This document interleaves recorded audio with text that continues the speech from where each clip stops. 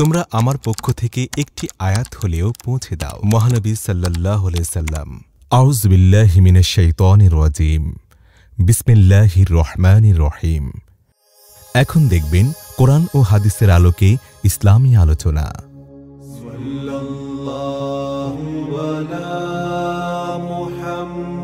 বিদায় হজের ভাষণ।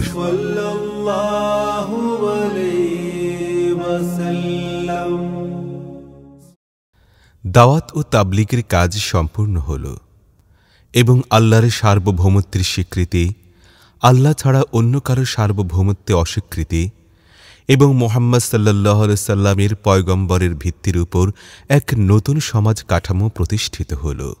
অতঃপর আল্লাহ সুবহানাহু ওয়া তাআলার পক্ষ থেকে রাসূলুল্লাহ সাল্লাল্লাহু আলাইহি সাল্লামের নিকট আভাস দেয়া হচ্ছিল যে পৃথিবীতে তার অবস্থানের সময়কাল ফুরিয়ে এসেছে।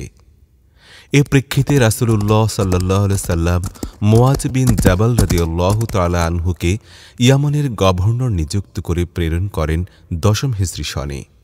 তখন তার বিদায়কালে অন্যান্য উপদেশাবলীর সঙ্গে এ কথাও বললেন, হে মুআয, এ বছরের পর তোমার সঙ্গে আমার হয়তো আর সাক্ষাৎ নাও হতে পারে। তখন হয়তোবা আমার এই মসজিদ এবং আমার কবরের পাশ দিয়ে তোমরা যাতায়াত করবে। রাসূলুল্লাহ সাল্লাল্লাহু আলাইহি সাল্লামের মুখ থেকে মুআয রাদিয়াল্লাহু তাআলা আনহু এই কথা শুনে আসন্ন বিচ্ছেদের চিন্তায় অস্থির হয়ে কাঁদতে লাগলেন। লব্বাইক আল্লাহুম্মা লব্বাইক লব্বাইক লা শারীকা লাক লব্বাইক।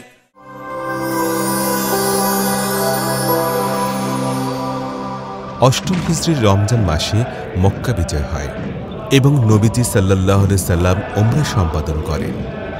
১০ম হিজরিতে রাসূলুল্লাহ সাল্লাল্লাহু আলাইহি সাল্লাম প্রায় ১০০ লাখ সাহাবীকে সঙ্গে নিয়ে হজ সম্পাদন করেন। এই হজই নবীজি সাল্লাল্লাহু আলাইহি সাল্লামের জীবনে একমাত্র হজ। এটি প্রথম হজ ও শেষ হজ। এর ৮৩ দিন পর ১২ই রবিউল আউয়াল তিনি ইন্তেকাল করেন। এই কারণে এই হজ ইতিহাসে বিদায় হজ নামে প্রসিদ্ধ।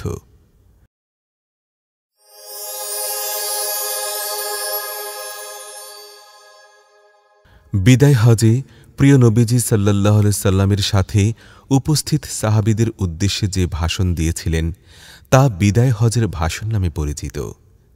এটি ছিল তার জীবনের সর্বশেষ আনুষ্ঠানিক ভাষণ, যা তিনি ১০ম হিজরি সনের ৯ম জিলহজ আরাফার দিনে মসজিদে নামিরাতে ও জাবালে রহমতের উপর এবং পরদিন ১০ম জিলহজ ঈদ ও কোরবানির দিন মিনাতে প্রদান করেছিলেন।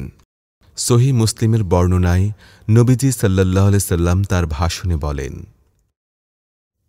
হে মানব মণ্ডলী, তোমরা হৃদয়ের কর্ণে ও মনোযোগ সহকারে আমার বক্তব্য শ্রবণ করো। আমি জানি না আগামী বছর এই সময়ে, এই স্থানে, এই নগরীতে সম্ভবত তোমাদের সাথে আমার সাক্ষাৎ আর হবে কিনা। হে মানব সকল, সাবধান! সকল প্রকার জাহিলিয়াতকে আমার দু পায়ের নিচে পিষ্ট করে যাচ্ছি। নিরপরাধ মানুষের রক্তপাত চিরতরে হারাম ঘোষিত হল। প্রথমে আমি আমার বংশের পক্ষ থেকে রাবিয়া বিন হারিস বিন আব্দুল মুত্তালিবের রক্তের দাবি প্রত্যাহার করে নিচ্ছি।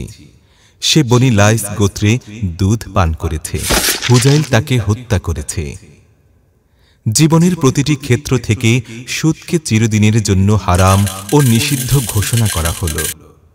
আমি আজ আমার চাচা আব্বাস ইবনে আব্দুল মুত্তালিবের যাবতীয় সুদের দাবি প্রত্যাহার করে নিচ্ছি। হে লোক সকল, বলো আজ কোন দিন? সকলে বলল, আজ মহান আরাফার দিন, আজ হজের বড় দিন। সাবধান!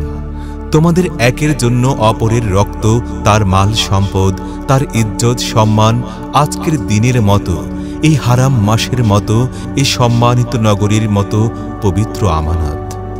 সাবধান!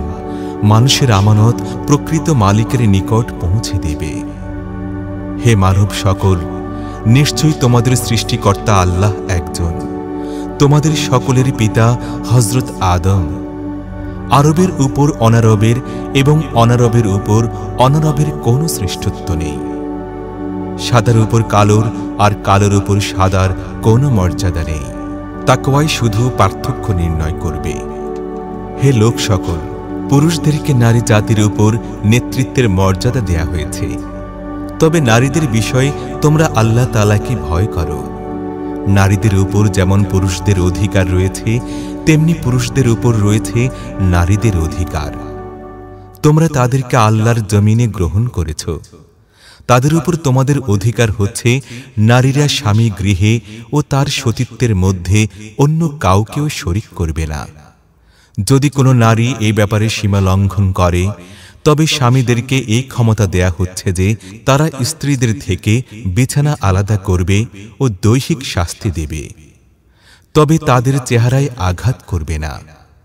আর নারীগণ স্বামী থেকে উত্তম ভরণ পোষণের অধিকার লাভ করবে।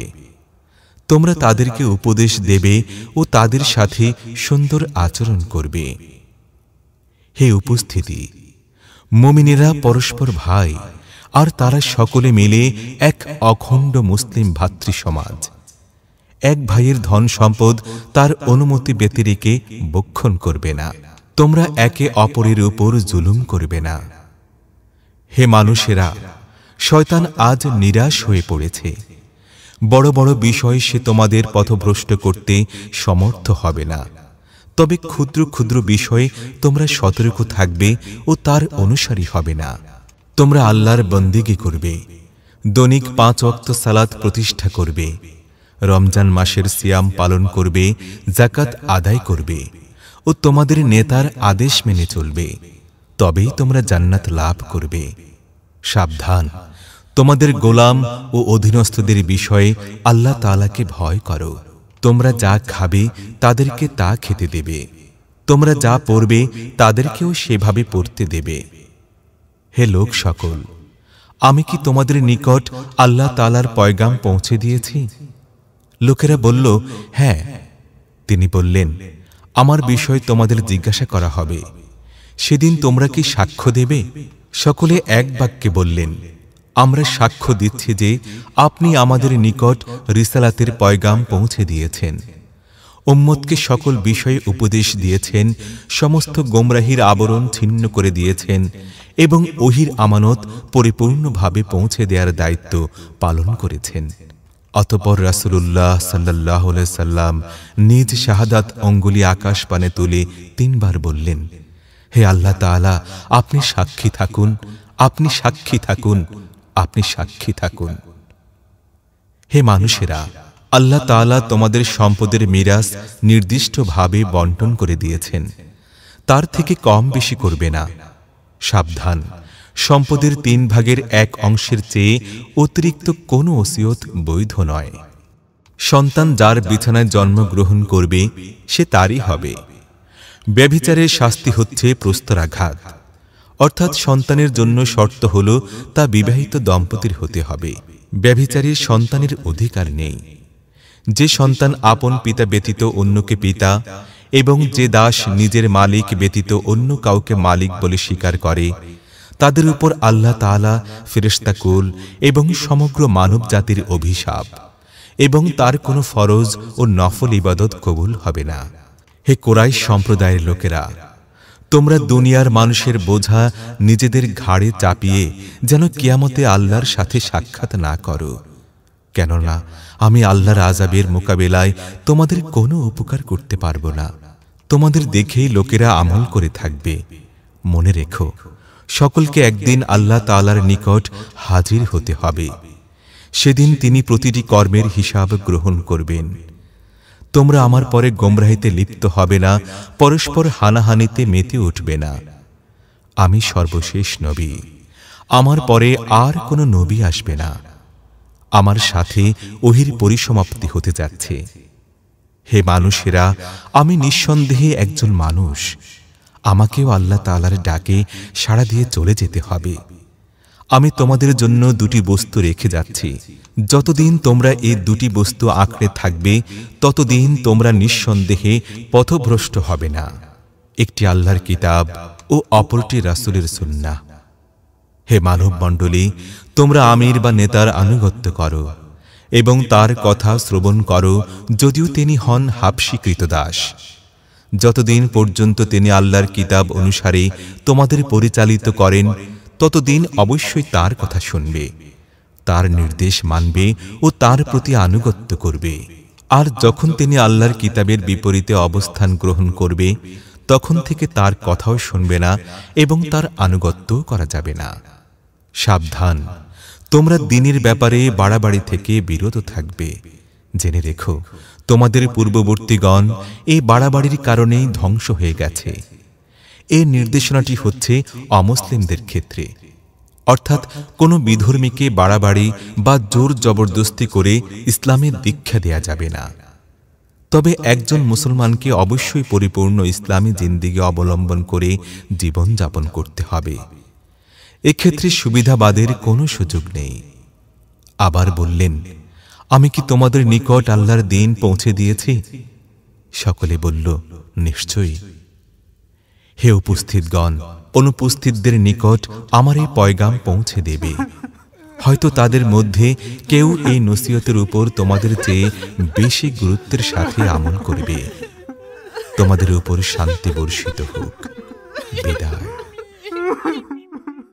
নবী করিম সাল্লাল্লাহু আলাইহি সাল্লামের বাণী সমূহকে রাবিয়াহ বিন উমাইয়া বিন খালফ উচ্চস্বরে লোকজনদের নিকট পৌঁছে দিচ্ছিলেন।